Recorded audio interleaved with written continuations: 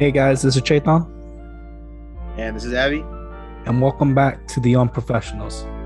So we're gonna go over the slate of games from from week 3 of the college football season, and we had a fantastic slate of games, including, you know, Alabama and Florida, which was down to the wire. I did not expect Florida to have a chance at all. They were minus 14 and a half going in, I believe.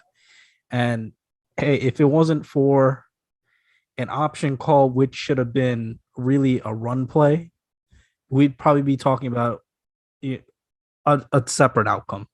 But other than that, we saw some fantastic games, including number 8 Cincinnati defeating Indiana, which they were behind in this game, and it didn't look great for Cincinnati. I think they were at one point they were down 14-0, I believe.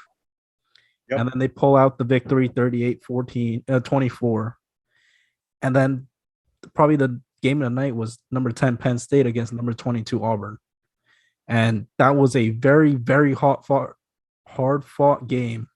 And it's funny being a Rutgers fan or a Rutgers alum, watching Penn State win and move into the top 10. Not very exciting for me, but absolutely fantastic game. And like we were talking previously, Abby said, one, you can't call Auburn frauds anymore, and two, no one deserved to lose that game, right? And then we had Fresno State beating number 13 UCLA, and then we just saw how far they fell in the rankings because of that loss. And Fresno State jumps into the top 25. Um, they played a fantastic game. They showed that, hey, we one, that the pack is for real, and two, they showed, hey, that game that we played against Oregon that you guys thought we were, it just happened because Oregon was looking forward to Ohio State. No, it wasn't that case at all. We really are that good, right? And then a couple games here and there. Ole Miss absolutely blows out Tulane. Number 23 BYU beats number 19 Arizona State.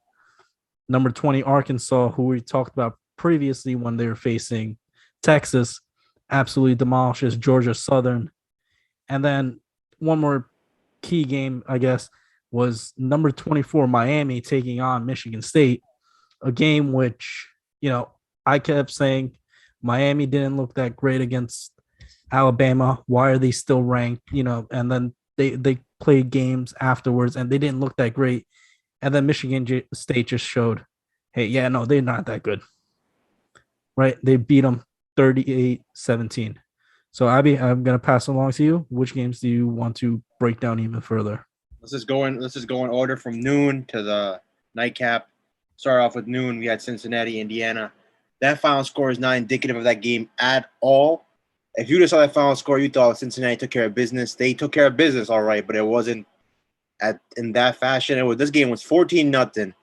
I don't think Cincinnati had a first down midway through the second, and then a unnecessary rough targeting call, basically in college football is what they call it, not really unnecessary roughness.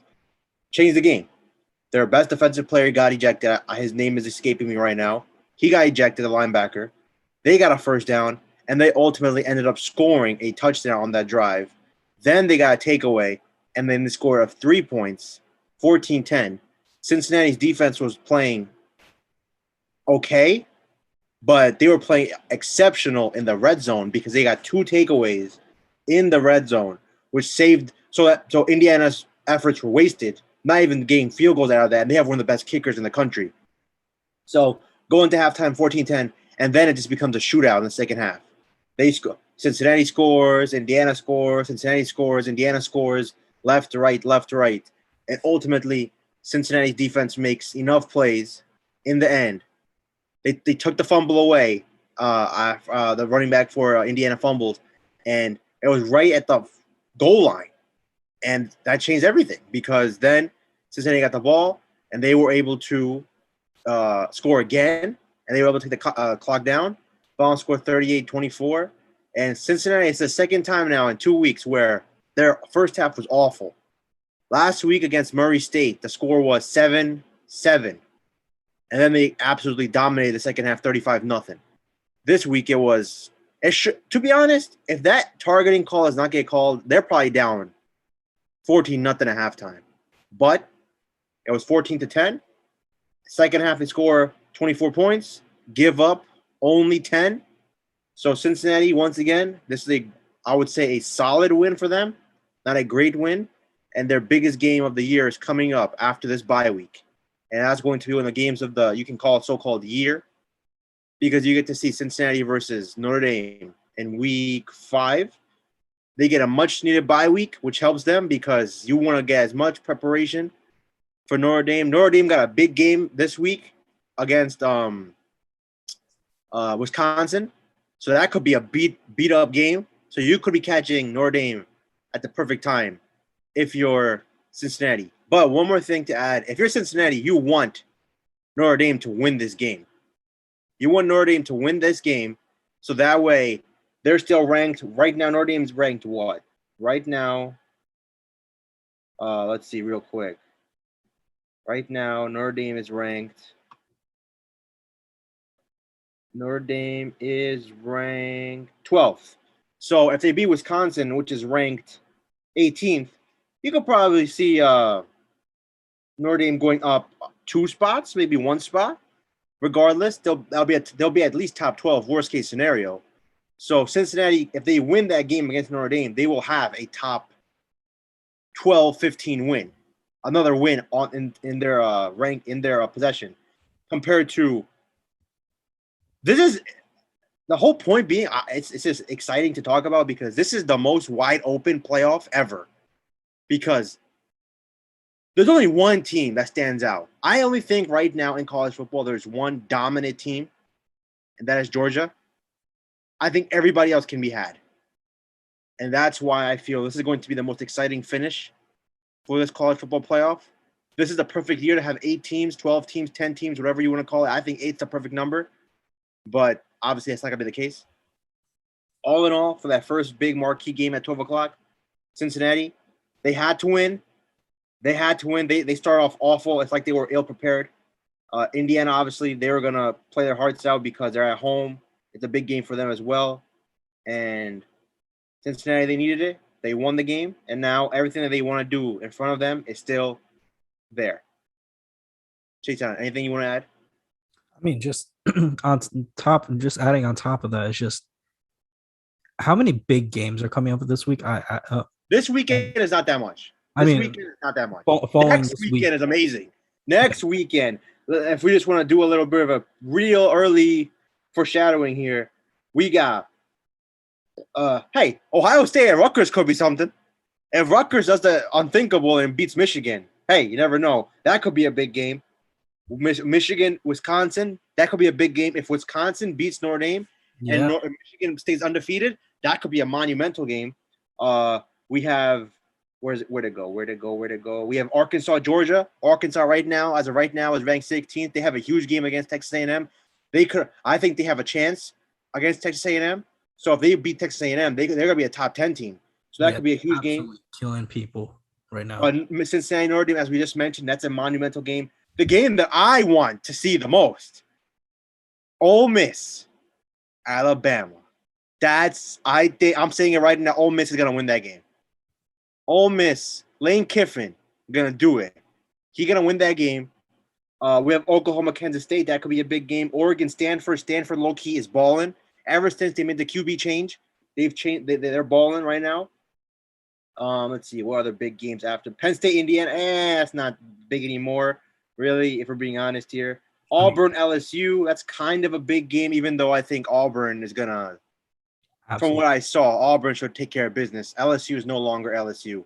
So they're lucky to have Guy and Joe Burrow in that perfect storm and won that championship because right now LSU is falling on hard times. But all in all, yeah. So we have Chetan, as you mentioned. This weekend is it's okay. It's like an appetizer. It's like, bro, it's like drinking morning tea, bro. It's not even an appetizer. It's not. I think the appetizer was last weekend. We got the appetizer last weekend. Then they brought out our beverages, which is this weekend, and then the main course is coming up the following Saturday, in my opinion. But yeah, I think this can be an important road for Cincinnati, just who they're facing and the way they've looked the past 2 weeks. They look beatable as well. So like they got to really step their shit up when it comes to in the first half. moving Yes. forward. Yeah, I mean, just even if it's the first half, like it, great. If you play like that against Alabama in the first half, then guess what? They're gonna kill you in the second half too. It's not. I think that's important to see. Just Cincinnati just needs to play a whole game well. And they And could have also been, the look ahead thing. They're looking could have ahead been, because they have a bye week, which is this week, and now they know we have the biggest game of our season coming up. So they escaped. That's all they had to do. Get the dub. It's 1 point or 20 points. All they had to do is win, and they did. Uh, a game I want to get to personally. I want to give this team credit because people have been somewhat giving them not as much credit as they're supposed to get. And now that they won this game, they're trying to diminish it even more. People thought Miami was gonna beat Michigan State. People thought this is bullcrap. Okay, they lost Alabama. That's fine. Everyone loses to Alabama. They played App State, hangover. They're gonna take care of business against Michigan State. No, Michigan State made a statement. They ran the ball. The quarterback played great. The defense played amazing. Michigan State, in my opinion, I'm not gonna say they're for real, but they are much, much improved from the past couple of years that they've been known as Michigan State. I'm not gonna say they're back, but they're on their way. They are respectable. Give them the respect, and they absolutely destroyed Miami. yeah, no, I'm looking at the way that they did it, and they outscored Miami 21-3 in the fourth quarter. So this is one of those games that, it started off okay, so 21 points would have brought them to 27. So it's 27-14 at that time. And then they just like, yeah, no, we're just gonna show you that we're good, we're meant to be here, and that's when they pulled away. So I think that was absolutely fantastic of them. On top of that, it's just, once Miami couldn't get a running game going, they had a total of 45, so 52 yards carrying. So everything that they did was based on how well Derek King was going to play. Who he had a great game, he had a good game, but it wasn't great, and that's what I guess is the biggest flaw here is their quarterback. If you could do the quarterback comparison, what's his name? Pat Thorne. He was amazing. 4 touchdowns, no interceptions. Fantastic. Exactly. Quarterback. Do you do the quarterback comparison? Michigan State had the better quarterback that night. Running game. Oh, by far. By far. Right. And then, yeah, Rambo had an absolutely killer game for Florida, for Miami. But guess what? The Michigan State had Naylor, Mosley, Hayward, Reed all play fantastic. And then the running back also got into the passing game where he got a receiving touchdown as well. It was an overall team effort from Michigan State, and then that's not something that we saw from Miami. All right, let's move on. Now we get to the afternoon. Purdue, Notre Dame. Everyone was sucking Purdue's dick. Oh my God! If Toledo almost beat Notre Dame, if Florida State should have beaten Notre Dame, they should be 0-2. Purdue should win this game, and I was very torn. I thought Purdue would win. They would cover the spread. But in my opinion, Notre Dame was due to show what they're capable of. And I'll say they did defensively, not so much offensively. 27 points at home is not great. Purdue's defense is not great. But they took care of business. 14-point win. That's obviously good. How good is Purdue? I don't think they're that good. They're okay. So Notre Dame still has proven nothing. But I guess they're still undefeated, so that's worth something. And now the marquee matchups come into play for Notre Dame. They have 2 big ones coming up. And now we're going to get to really see what they're about. I mean, yeah, I think just overall for Notre Dame, I think this game was summarized by 3 big plays, 2 by Kyron Williams and 1 by Avery Davis. It's just, I was watching the game and it looked like it was a slugfest for the most part. And, they were getting pressure on Jack Plummer, but it wasn't there were some times you're just like, yo, just throw it away, fight for another down. But Purdue couldn't really produce any offense on third down, which absolutely killed them as well. But in general, I think the one thing I want to see is next week is Jack Cohen. He was the quarterback at Yup, Wisconsin. the revenge game. The revenge game. Is this where we finally get to see a Notre Dame offense? We'll go over that. We will go over that tomorrow, actually. We'll preview the week 4 ahead of us. There are some games, not great, but there are some games that actually mean something. That are actually, in my opinion, considered good games. Now we get to the best game of the day. Well, one of the top 2 games of the day, which was Alabama, Florida. I had Alabama first half. That was great. So did you. They dominated the first half. And then I don't know what the hell happened in the second half. Dan Mullins, he got his team rallied together, figure shit out. Alabama's young players played like they were young.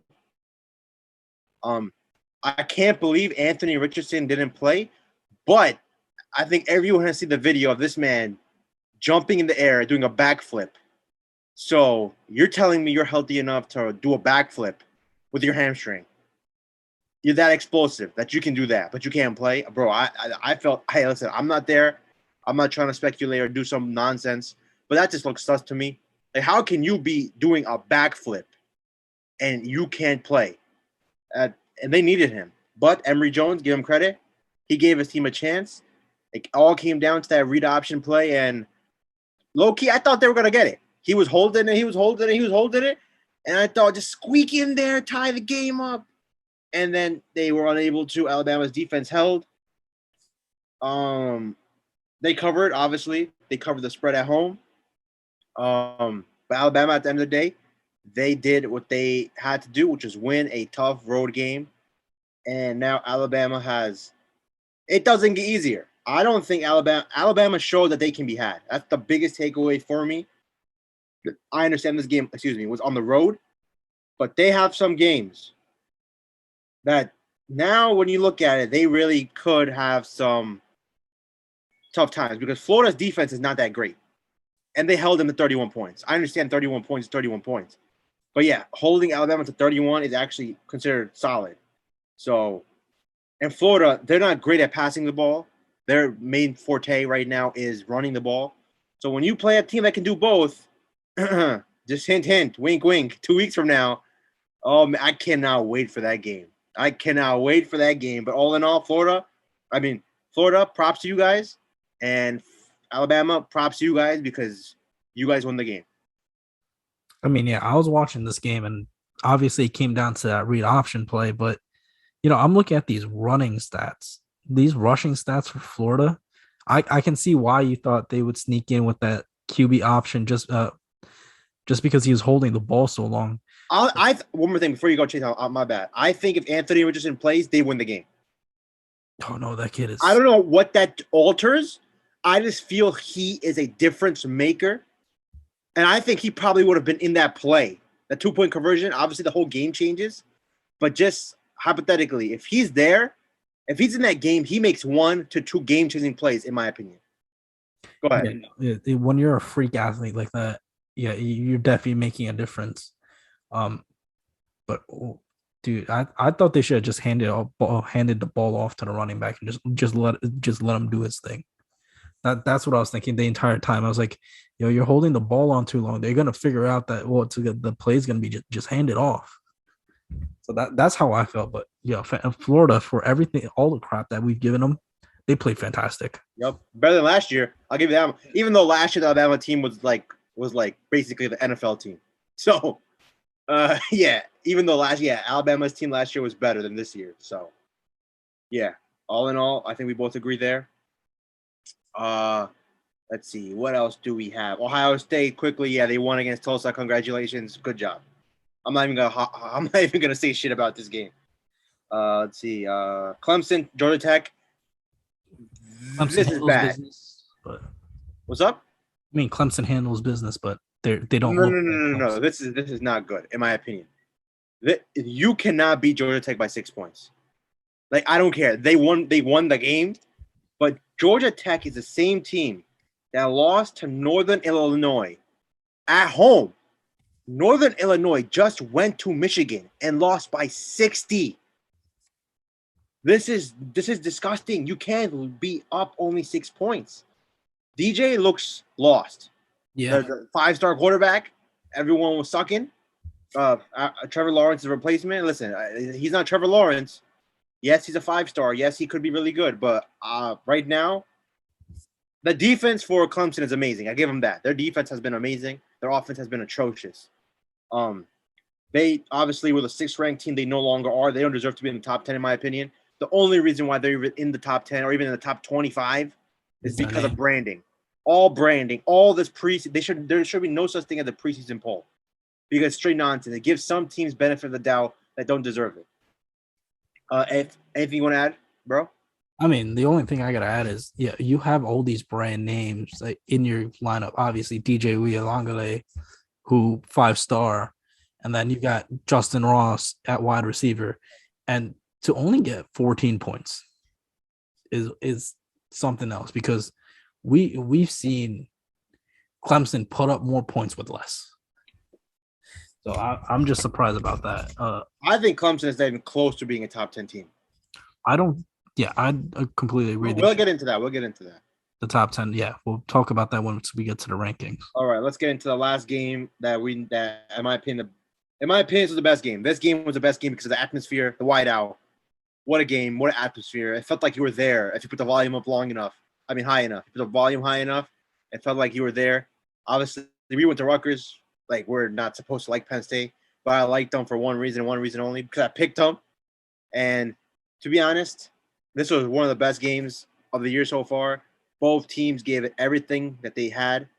Auburn proved that they can play with the big boys. They are one of the big boys, in my opinion. They should not be diminished.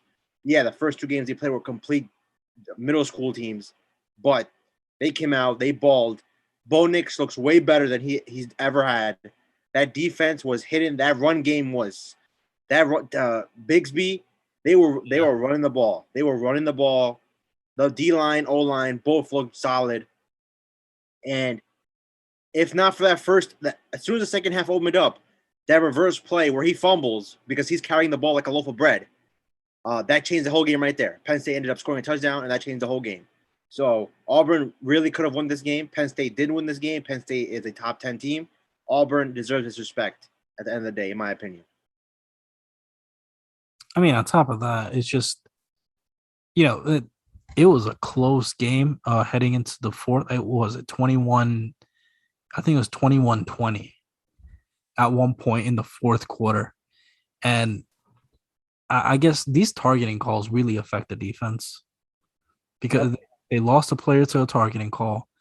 And then they end up, after that, Penn State obviously scores the game-winning touchdown, or game extended their lead with that touchdown. It's just, I mean, I don't know how important McClain is to that defense, but once you lose a defensive player to a targeting, it just, especially on a road game in Penn State during their whiteout, that has a defense shook. So I guess, but overall, their defense played fantastic. It's just, they just got outlasted by Penn State. Well, week 3 was pretty damn good. Week 4, we'll see how it ends up being. Week 5, I know will be awesome, in my opinion. You can call it gut feeling. You can call it just, looking at the teams that are about to play each other. But obviously, we'll get into that once the time comes. Tomorrow, we'll get into week 4. But now let's get into these rankings. I have a lot to say here. Obviously, top 4, I think it's complete nonsense. Alabama should not be 1. It should. I'm not gonna say that. Never mind. Alabama deserves to be 1. They just went to Florida to beat them. Georgia 2, agree. Oregon 3, agree. There is no way in hell Oklahoma is a top 4 team right now. Yeah. They almost lost to Tulane. They beat West Carolina, which I don't even know if it's what school they are really. And then they almost lost, or they played a very tight game with Nebraska. Yeah. Iowa should be ranked ahead of them right now just based off of what Iowa has done. Penn State should be ranked ahead of them. Cincinnati, you could make the argument. And in my opinion, the biggest problem that I have with this list is that Ole Miss is ranked 13th. If we're using these rankings, Ole Miss is a top 6 team from what we've seen. Ole Miss played Tulane, the same team that almost beat Oklahoma.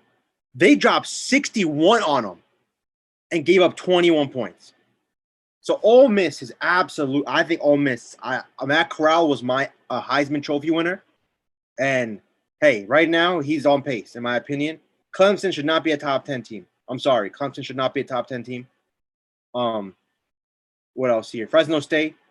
This is, you can call us a hot take, you can call us whatever you want. Fresno State should be ranked ahead of Ohio State. Fresno State almost beat Oregon in Oregon. They had a lead against Oregon with their best players playing.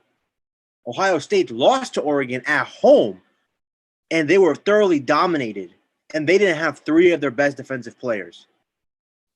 Fresno State goes to UCLA, the 13th ranked team in the country, and beats them. Fresno State should be in the top 10. Ohio State should be ranked behind them. Florida, that's fine. Ole Miss should be ranked way higher. Cincinnati, that's fine. Oklahoma, the biggest gripe I have is that Oklahoma should not be in the top 4. They've done nothing. They haven't even played baby teams from their own conference. They're playing legit garbage, and they're playing like garbage. Spencer Rattler, okay, I don't know what this whole Spencer Rattler hype is. He's not looking good at all.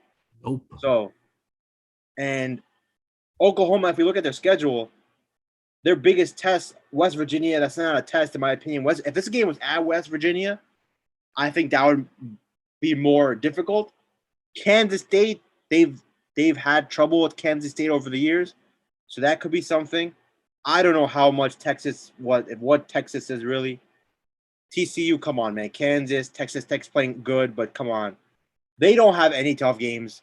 Maybe Oklahoma State at the end of the season, but listen, they have to do something about this.